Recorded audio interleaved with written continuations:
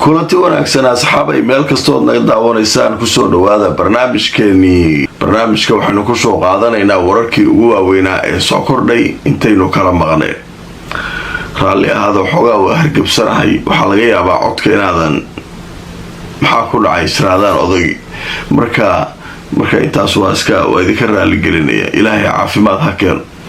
midda kale waxaynu ku bilaabaynaa barnaamijkeena labaad. maantay waxaa noo socday qatar in meesheedii la tegay, wafdi iiraan, wafdi maraykan. marka maxaa ka socda meesha?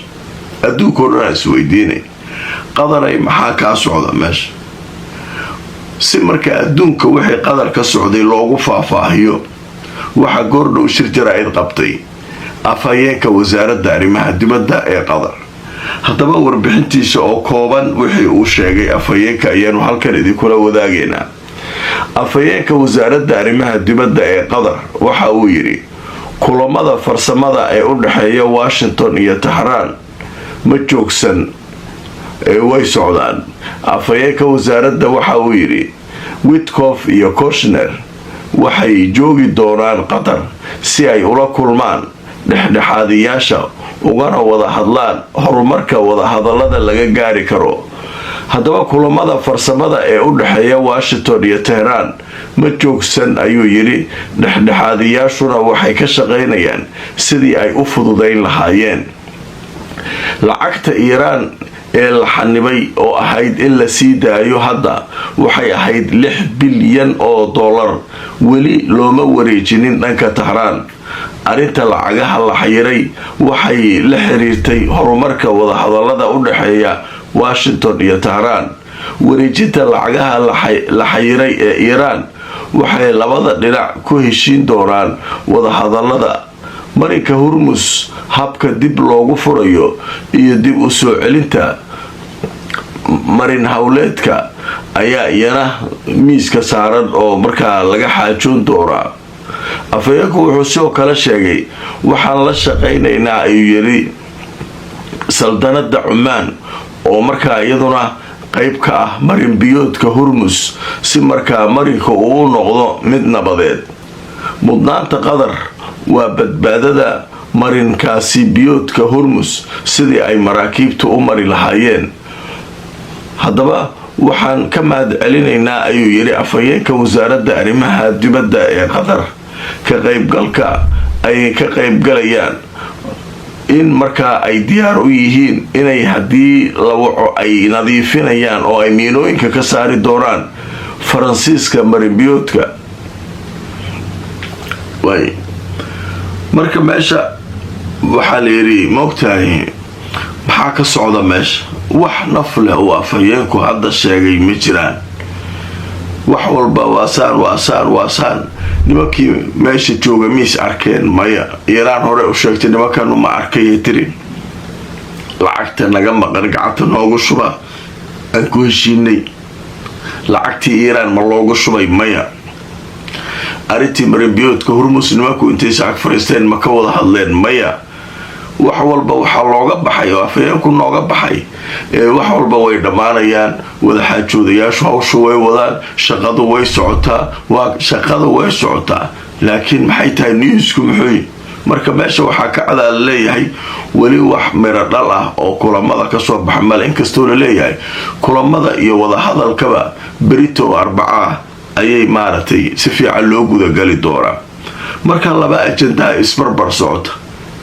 dowladahan maraykanka iyo waxay doonayaan hormus in marka hore laga hadlo sidii loo mari lahaa, maadaama xiisadii ugu dambaysa meesha ay ka dhalatay. iiraan waxay leedahay hormus waaba ka hadalnay oo dhowr jeer aan ku celinay, ee lacagaheena gacantana loogu shubo annaka aan ku heshiinay, heshiiska noogu jira. marka sheekadaasu marka waxaa waaye wararkii ugu dambeeyey ee kasoo kordhay halkaas. dhanka kale duulimaadyadii u dhexeeyay imaaraadka iyo iiraan ayaa dib u bilaabmay. dad badan waxay leeyihiin imaaraadka isagoo la duqeeyey, gantaal lagu garaacay, wax kasta lagu sameeyey, ayaa haddana waxaa lagu yidhi duulimaadyada noof dadkeenu yaysan go-doomin oo macnaha waxay rabaan adduunka ha u kala socdeen. وانا ديدي وادي ما اساد ديدي كرا ماشا ولا كلا ادقيه امارات ادوكا كلو كو عرعريا يمن iyo Soomaaliya iyo Suudaan iyo dadkaas u iska caysada iyo waxa kan laakiin markii meesha la joogo waa amarada waa la kala qaadana adduunka waa la kala xoog baday haddaba markaan tusoo wararkii ugu dambeeyay arrinka laga qoray New York Times ayaa qortay maantay inay dib u bilowdeen safaradii dhinaca cirka ee u dhaxeeyay Dubai iyo Tehran laba shirkadood oo Iiraaniyiintu ay leeyihiin ayaa la sheegay inay dib u bilaabeen labadaas shirkadood safaradoodii waxaana la sheegay in midood ayba bilowday 2 maalmood ka hor waxaana safaradu ay u dhaxeeyaan Dubai iyo Tehran Imaaraadka wuxuu la kulmay duqeymo iyo weeraro Iiraan uga tagay taasoo lagu garaacay diyaarado drones iyo sawaariikh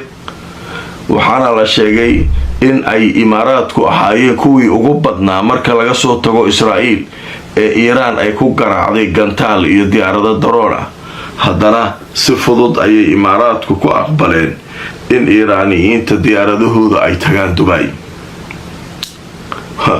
meeshaas waa halkaas uu maraya marka qodobka kale ee barnaamijka galabta aynu ku soo qaadanayna wararka cusub isna waxaa ka mid ah Iiraan ayaa soo saartay fariin culus luqad kasta oo aad nagula hadasho Mareykan oo diyaar ah nabad iyo colaad mid arabta la imaw wajiha ka baxay Trump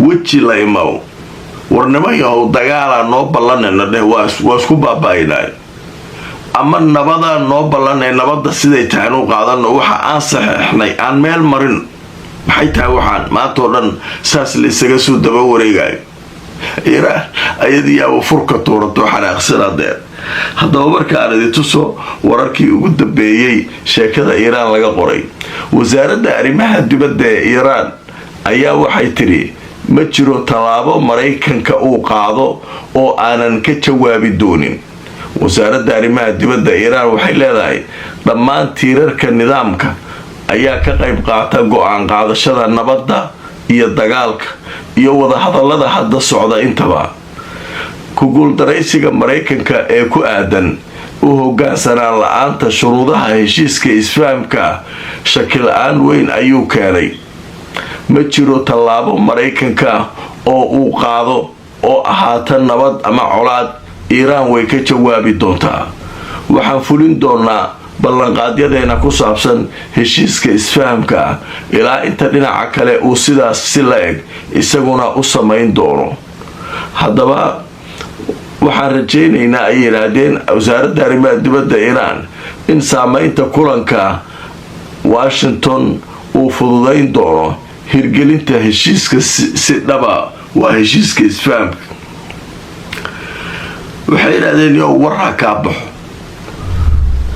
annagu colaadna waa naqaan nabadna waa naqaan midda kalena wax kasto go'aan oo la gaaray dhinacyada Iiraan madaxdoo dhan wada qaadata qodobka kale ee barnaamijka aynu ku soo qaadanayno wuxuu wasiirkii gaashaandhigga Israa'iil ninka waa wareer maalmahan hadallo badan u soo tuuray wuxuu leeyahay waxaan ka baqaynaa Iiraan inay gantaalo gaadmaan ugu soo qaado warkaas uu ku celceliyaa ninka waxaan u sheegaynaa uu leeyahay weerarada gaadmada Iiraan ay nagu soo qaadayso haday dhacaan way ka shalayn doontaa dagaalkana Mareykan ma u raadsan doono keligeena weerari doona Iiraan marka dad badan waxay isweydiinayaan Israa'iil keligeed Iiraan ma ku aadaa iyadoo Mareykan iyo cid kasta difaacaysay ku aadi weyse taas marka waa calaamad su'aal meesha saaran marka ninkan wuu iska hanjabayaa wuu iska booteynayaa wuxuu leeyahay marka meesha waxaa ka muuqda leeyahay weerar gaadmaa Iiraan in laga baqaayo